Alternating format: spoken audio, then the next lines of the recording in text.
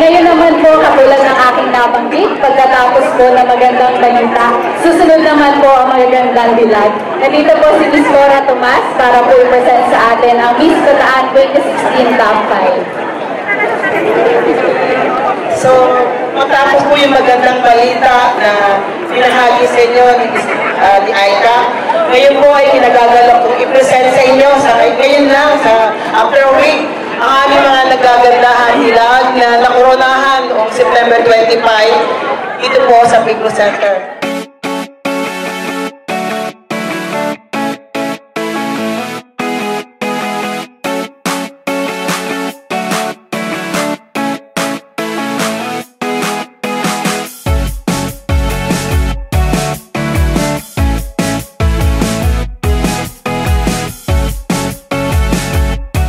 Magandang umaga po sa inyong lahat. Magkaroon lang po ako ng pagkakataon na i-representa po ang bayan ng Bagak sa Miss Bataan ay napakalaking bagay na po sa akin. Yung bagay po na manalo po ako bilang ambassadors ng Culture and Art, nasasabi kong napakalaking blessing po na natanggap ko ngayon at sa buhay ko po. Kaya po ngayon nagpapasalamat po ako sa lahat ng taong sumusunod na po sa akin. Sa Diyos po natin na may gawa po sa atin. Sa pagkakenyo po na walang sawang sumuporta sa akin. Sa mga magulang ko po, na simula pa lamang po ay sinuportahan na po ako. At sa inyo po, maraming salamat po. Magandang umaga. And good morning po sa lahat. First of all, I would like to thank everyone for the support on the last September 25 coronation night. And thank you for this opportunity to become your ambassadors of health and education. Yung search for Miss Bataan, hindi lang po yung natatapos sa coronation night. Parang yun po yung simula ng journey namin as the ambassadors of health and education. And as the ambassadors, hindi lang po ako yung nagpo-focus sa mga Bataan people, kung saan nung last Saturday, ginanap po sa Dinalupihan yung Pets Day Out for the Rabies Control Program, kung saan nagkaroon po ng free anti-rabies vaccination and free check-up for the animals. And for the health of people, I will come up with a health awareness campaign to prevent the spreading of diseases here in our province. And being the ambassadors of education po, as the Parish Youth Ministry, I will continue our project, which is giving school supplies to the less fortunate people. And these projects and campaigns will not be successful if we will not work together and help each other hand in hand to make Bataan a better province. Thank you.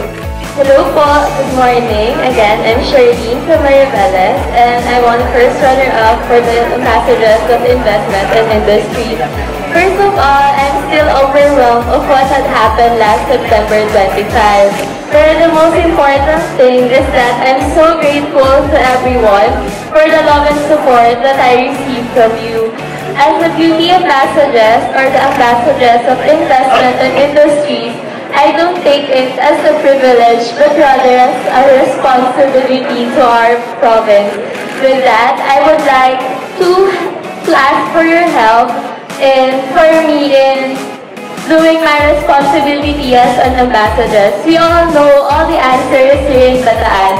We are slowly being an industrialized province, and as an ambassador of industries and investment, sana po matulungan niyo po ako sa mga upcoming projects in promoting our province to other places para mag-invest din sila dito sa ating province. We all know that we have all the resources, natural and of course the human resources. We all know that the population of Bataan is very rich, and with that we are going to use all those resources to build our province into progress. Yun po, maraming salamat po ulit sa support and love, and hope to see you all soon po as we help our province into progress in helping each other hand in hand. With all love and support, I'm your ambassador, Charlene Versosa. Unang-una po, gusto ko munang bumati ng isang magandang umaga po sa ating lahat. Alam-lalo na po sa ating kagalang-galang na si Governor Albert Garcia. At yung mga opisyalis po na nandito ngayon, alam ko po na hindi ko kayo maisa-isa dahil malamang po aabutin tayo ng maghapon. So, unang-una po, gusto ko po magpasalamat sa mga sumuporta po. sa mga kapwa ko po Pilarians na nandito. At gusto ko lang po sabihin na ang pagiging Miss Bataan 2016 po ay isang napakalaking karangalan at responsibilidad po ngayon. At bilang tinatawan po ng turismo dito sa ating lugar, nais ko pong gumawa ng mga programa na huhubog pa po sa ating turismo gamit ng mga kabataan na may mga talento sa paggawa.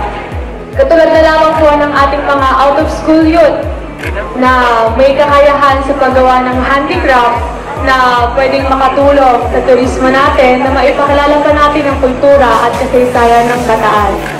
At pati na rin po ang mga PWDs na pwedeng tumulong sa paggawa nito na hindi lamang po ang kanilang mga sarili nila ang mahuhubog nila, kundi pati na rin po ang turismo sa atin. At nais ko rin pong gumawa ng mga programa para po sa mga street children natin. Gusto ko pong magtagawa ng mga outreach program para sa kanila upang maibahagi sa kanila ang kahalagahan ng pag-iingat ng ating kalikasan. At ang turismo po natin para maibahagi sa kanila ang kaimportantihan at kaalaman na meron ako. At isa lang po masasabi ko, ako po ay nangangako na magiging aktibo sa mga aktibidades na gagawin ng ating lalawigan sa abot po ng aking makakaya. Muli po ay maraming pong salamat at magandang umaga po sa ating lahat.